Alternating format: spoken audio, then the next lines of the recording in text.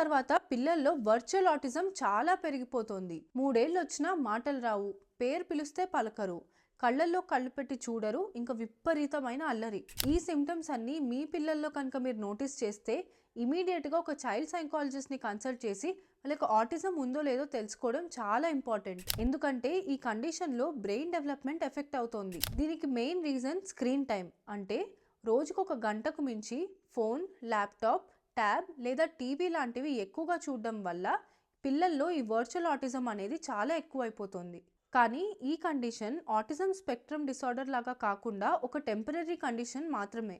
ఇలాంటి పిల్లల్లో screen time అనేది కంప్లీట్గా కట్ డౌన్ చేసి ఫిజికల్ యాక్టివిటీని పెంచి అవసరం ఉంటే స్పీచ్ అండ్ కాగ్నిటివ్ థెరపీ ఇప్పించాలి. ఇంకా హైపర్ యాక్టివిటీని తగ్గించి అటెన్షన్ స్పాన్ని పెంచడానికి మీరు హోమియో మెడిసిన్స్ కనుక వాడితే ఈ టెంపరరీ కండిషన్స్ నుంచి మీ పిల్లల్ని ఈజీగా బయటికి తీసుకురావచ్చు.